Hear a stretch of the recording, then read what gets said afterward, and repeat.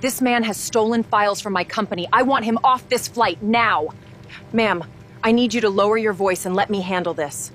She called him a thief in front of 40 strangers before the plane ever left the ground. She pointed at his laptop like it was a weapon and told the flight attendant to remove him from her flight, as if the aisle belonged to her and he was trespassing on it. What she did not know, what she could not have known, was that the man she was humiliating held the one signature standing between her company and the $310 million deal she had spent 2 years chasing. He said nothing. He simply closed the laptop, folded his hands, and waited for the cockpit door to open. When it did, and the pilot walked out and said his name like they were old friends, the color left her face. Before we dive deeper, let us know in the comments where you're watching from. We'd love to hear from you. And if you're new here, click the subscribe button so you never miss any of our upcoming videos. 30 minutes earlier, in a crowded terminal in Atlanta, Georgia, none of this had happened yet. There are 4 questions worth holding on to as this story unfolds. Why would a commercial airline pilot recognize a man flying alone in economy class? Why would that same man be carrying confidential corporate files on a dented laptop with a cracked corner? What warning had a 61-year-old engineer named Walter Gaines tried to send before anyone boarded this aircraft? And why, somewhere in Dallas, was an entire company's board of directors waiting on the opinion of a stranger in seat 27C? All we know for certain, 30 minutes before departure, is that this man was flying to Dallas for a meeting that would decide the fate of thousands of airline employees and passengers who would never know his name. I knew somebody in Dallas might lose a $310 million contract that afternoon. I just did not know the person fighting for it would sit 11 inches away from me. His name was Ethan Cole, and the night before that flight, he was not thinking about contracts or boardrooms at all. He was on his back underneath a 1968 Mustang in a garage that still smelled faintly of his father's motor oil, working the last bolt of a timing chain cover with his 16-year-old daughter Grace holding the flashlight above him. They had been rebuilding that car for 2 years, ever since Ethan's father passed and left it to him with a full tank of gas and half a transmission in pieces. Grace wanted to hear it run this Saturday. Ethan promised her he would be back from Dallas in time. She made him say it twice, because work had pulled him away from birthdays and dinners before, and she had learned not to trust the first promise. Since becoming a single father, Ethan had built a habit of solving everything himself, quietly, without asking anyone for help. It was a strength that had also cost him closeness with the people who loved him most. At the airport gate the next morning, Grace sent him a photograph of the unfinished engine bay, no caption needed. Ethan carried an old jacket with a mended sleeve, a phone with a spiderweb crack across the screen, a laptop with a dent in the corner from being dropped on a hangar floor years earlier, and one small rolling suitcase. No assistant walked beside him. No first-class boarding pass waited in his hand. He had paid for his own economy seat out of his own pocket, on purpose, because accepting a free upgrade from a company he was evaluating would have compromised the independence his whole career depended on. As he waited to board, an encrypted message landed in his inbox with a subject line that made him sit up straighter. Final unfiltered test logs attached. The sender's name was Walter Gaines. Across the terminal, a very different morning was unfolding for a woman named Miranda Vale. She was on the phone with her executive team, walking fast, heels clicking against tile, when the gate agent delivered the news that her connecting flight had been canceled and first class on this replacement flight was completely full. Her board presentation had been moved up. The only seat left on the aircraft was 27B, in row 27, in the back of the plane she never flew in. She had 2 years and $310 million riding on a vote that afternoon, and now she would spend the flight sitting somewhere she had not sat since business school. On the phone, she told her team she expected fleet-wide approval without complications, that the legal review was just a formality, and that several technical slides needed to be pulled from the presentation because, in her words, the board did not need the engineering history. Ethan, 3 seats away, heard every word of it and gave no reaction at all. When Miranda reached row 27, she looked at the man already seated by the window, at his worn jacket, his outdated laptop, his plain watch, and made up her mind about him in about 4 seconds. She assumed maintenance, or something close to it. She did not hide her disappointment well. Settling into the middle seat, she asked him directly, with a small, tight smile that did not reach her eyes, whether he worked in maintenance or whether he was between assignments. It was the kind of question that sounds polite and lands like an insult, and Ethan understood exactly what she meant by it. He answered simply that he was a consultant, flying to Dallas for work, and left it there. He was not in the habit of explaining himself to strangers who had already decided what kind of man he was.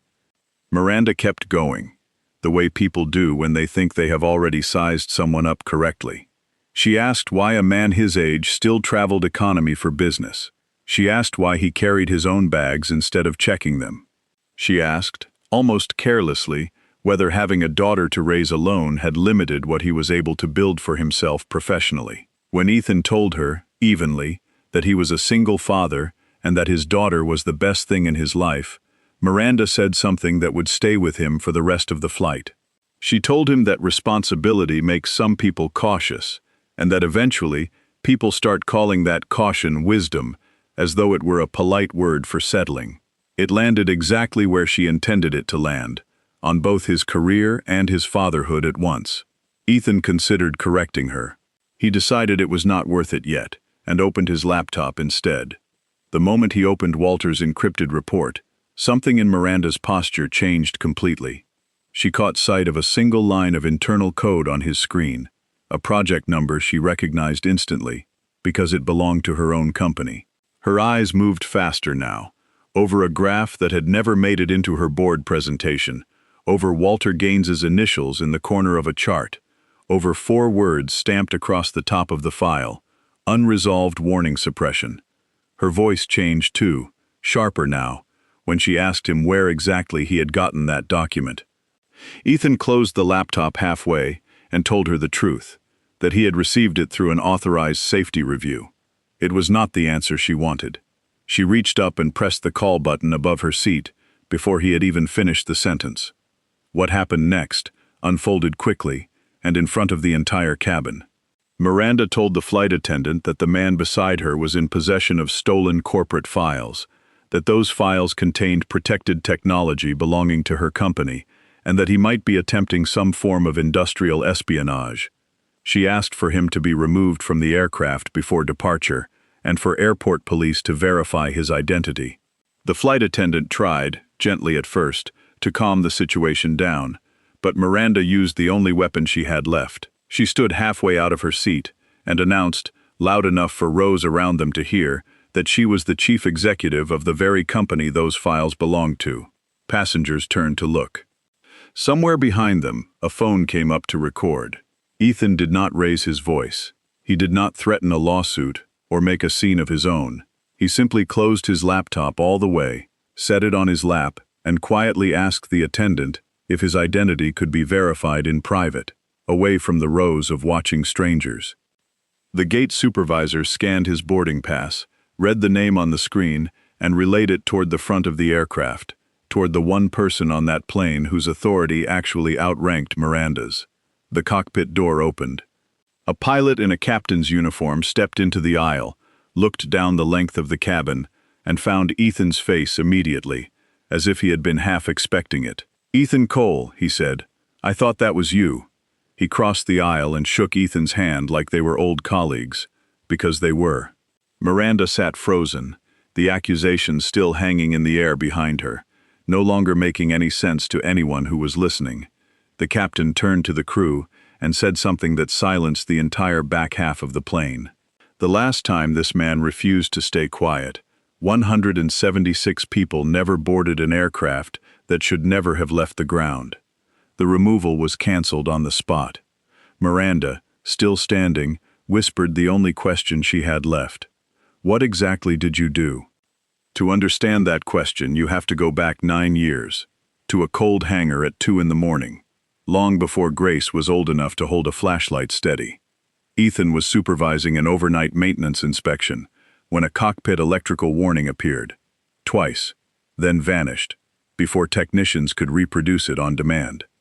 It was classified, at first, as intermittent and non-critical, the kind of warning airlines are pressured to clear quickly because a grounded aircraft means a canceled morning flight and hundreds of stranded passengers.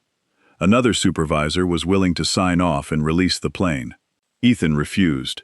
He held his ground against colleagues and managers who thought he was being overly cautious over a warning light that would not repeat itself. The captain scheduled to fly that aircraft the next morning was a man named Thomas Reed.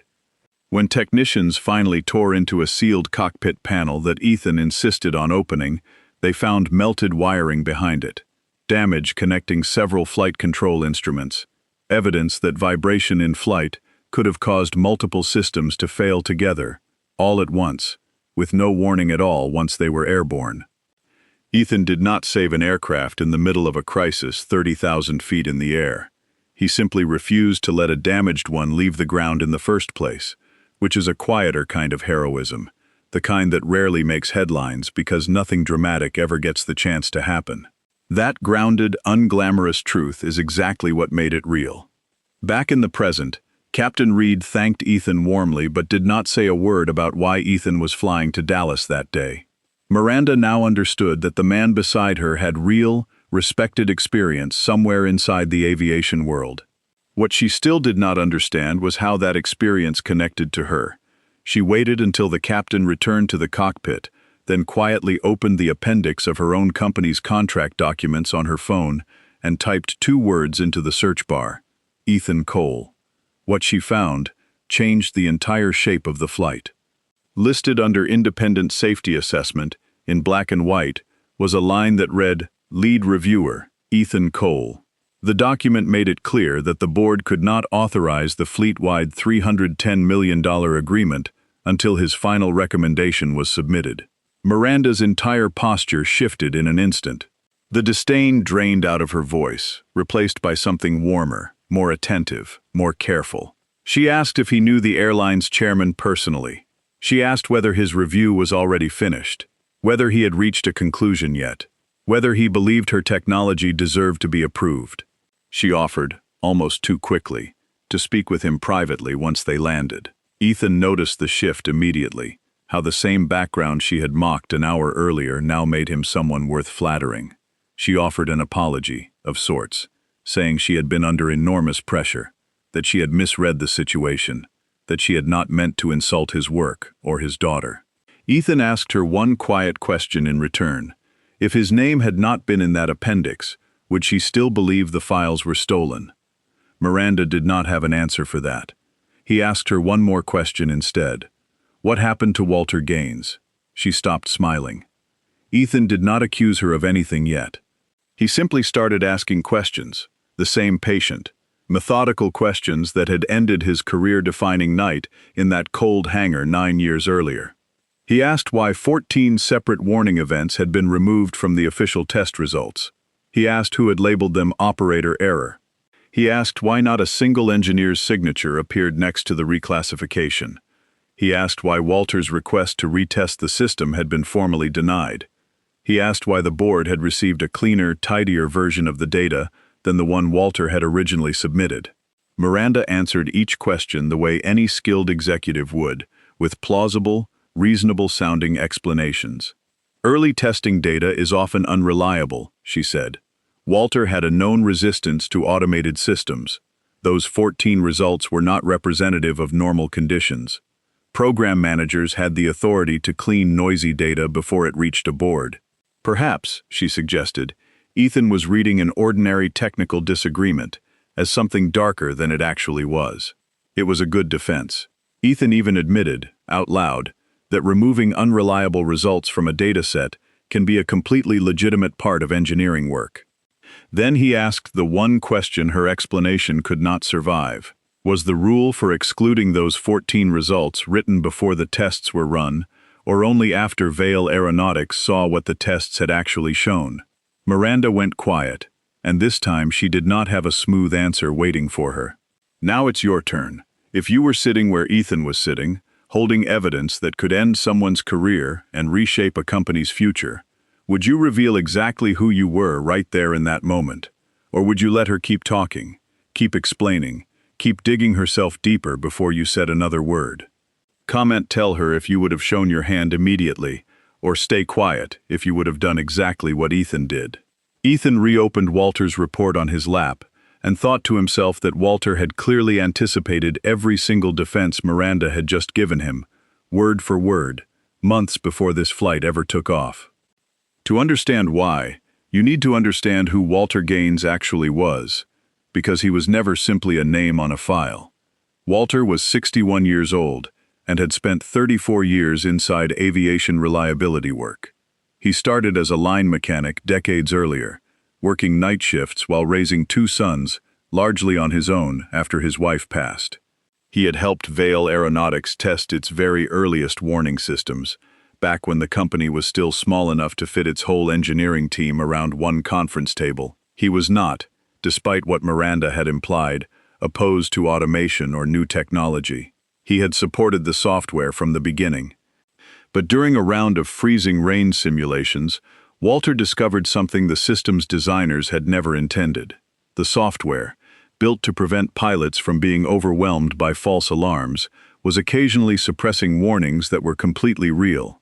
14 genuine alerts had been quietly downgraded before they ever reached a cockpit. Walter requested extended testing to confirm what he was seeing. His program manager denied the request, so Walter took his findings to an executive review meeting, the kind of room where a career can be made or ended in a single sentence, and Miranda dismissed him publicly in front of his colleagues. "Experience is useful, Walter," she told him, "but experience can become resistance when the industry moves forward." After that meeting, Walter's access to the main test program was quietly reduced. His warning was buried in an appendix nobody outside engineering would ever read. The 14 events were reclassified without his approval.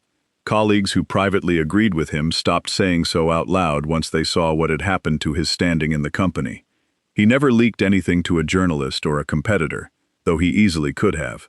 Instead, he used the formal reporting channel written into the airline's own safety contract and sent the complete, unfiltered data directly to the independent review team. Ethan was the reviewer assigned to verify it. Miranda had described Walter, more than once, as a man who was simply afraid of change. The timestamps on his files told an entirely different story. Miranda, sensing an opening, revealed something else during that flight, that Walter had been denied a promotion only a few months before he first raised concerns about the software. It was a genuinely fair question to ask. Was Walter protecting future passengers, or was he retaliating against a company that had passed him over? Ethan told her plainly that he had already investigated exactly that possibility, because it was his job to rule out every alternative explanation before trusting a whistleblower's account. He had examined the dates on Walter's earliest written warnings, internal messages exchanged between engineers, the metadata buried inside the raw test files themselves, the actual promotion decision, and every later document that reclassified the data. What he found was simple and hard to argue with. Walter's first written warning was dated 6 months before he was denied that promotion, not after. A second, unnamed engineer had independently raised the exact same concern around the same time, then quietly withdrew it once colleagues saw what happened to Walter's career for speaking up. The raw, unedited files told the clearest story of all. All 14 suppressed events had originally been classified, correctly, as genuine warnings. They were only reclassified after an executive deadline had already been publicly announced. Not one engineer's signature appeared anywhere near the new classification. Under ordinary flying conditions, the software performed exactly as promised. But the failures were not random. They clustered specifically inside freezing rain conditions, the exact scenario Walter had asked to retest before anyone would listen to him. Ethan summarized it as simply as he could for her. The software had been built to hide warnings that did not matter. Walter had proven, at real risk to himself, that it could also hide the one warning that mattered most. Miranda finally understood how much evidence Ethan actually had sitting on that dented laptop. Far more than any summary report could have prepared her for. "How much of this does the board already have?" she asked quietly. "Enough to ask the right questions," Ethan answered. Miranda did not spend the rest of that flight simply defending herself. At one point, almost without meaning to, she told Ethan how her company had actually started, with 8 employees crowded into a leased warehouse, and how she had spent years as the only woman in nearly every technical meeting she walked into.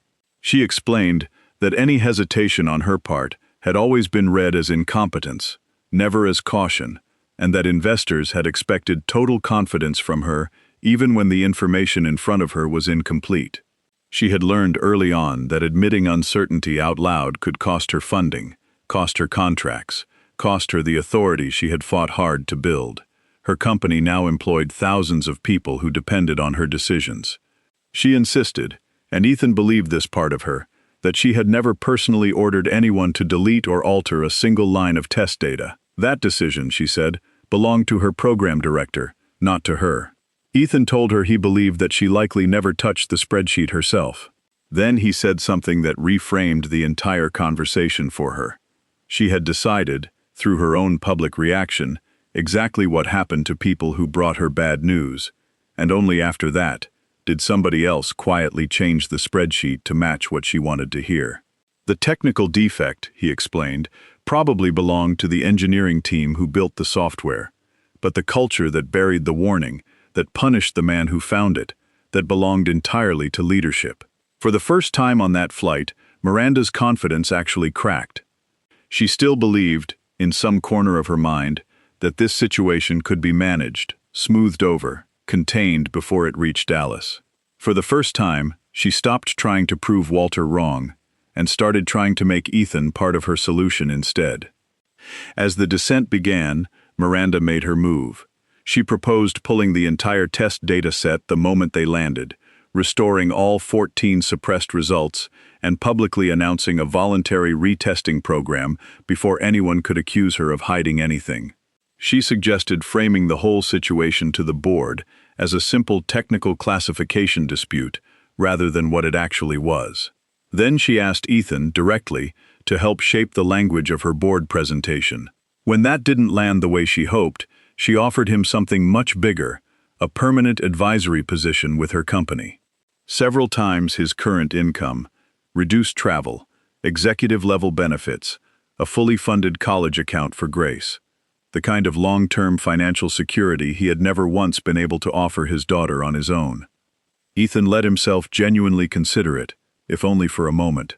He thought about Grace graduating without a single dollar of student debt hanging over her. He thought about the Mustang sitting half-finished in the garage, about years of managing bills and school forms and everything else completely alone, about actually being home more often instead of flying out on short notice. He even wondered, briefly, whether he could do more good by improving Vale Aeronautics from the inside than by writing one more independent report from the outside. Then Miranda said the line that ended his hesitation for good. A responsible father, she told him, should understand exactly what an offer like this could mean for his daughter's future. Earlier in the flight, Grace had been the thing Miranda used to suggest Ethan's limitations. Now she was using his daughter as leverage to buy his silence, and the difference between those two moments told Ethan everything he needed to know about her. He refused the offer, clearly and without hesitation. He was there to evaluate her company, not to join it. Taking any form of compensation from her would have quietly destroyed the integrity of his entire report. Walter had risked his career, his reputation, and his standing with people he had worked beside for decades to preserve this evidence. And Ethan was not going to trade that away for a number on a contract. His professional credibility, once sold, could never fully be bought back. He told her plainly that his current recommendation was to freeze the fleet-wide approval entirely.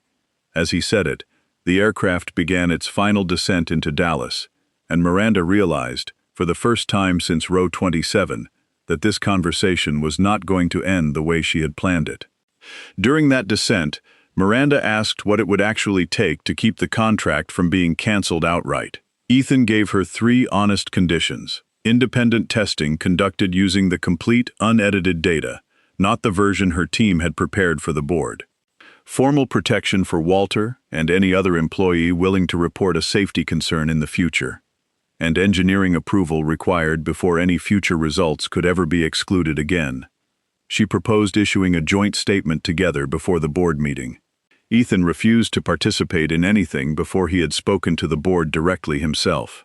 She still believed, quietly, that he was only one advisor among many, that his opinion would be weighed against her company's size and a 9-year relationship with the airline. When the plane landed and they reached the jet bridge, a senior airline executive was already waiting there, and the moment he saw Ethan, he walked straight toward him and said the board was holding the vote, that they would wait as long as necessary until Ethan was ready. Miranda heard every word of it. Until that moment, she had thought she would be facing one voice among many in that room. She had just learned the room would not even begin without him. At airline headquarters, Miranda worked quickly to rebuild her composure. Her executive team prepared their original, unedited presentation, and she instructed them not to make any preemptive concessions, worried that softening their position now would look like an admission of guilt before anyone had even spoken. Ethan walked into the boardroom alone, still in the same worn jacket, carrying the same dented laptop he had boarded the plane with that morning.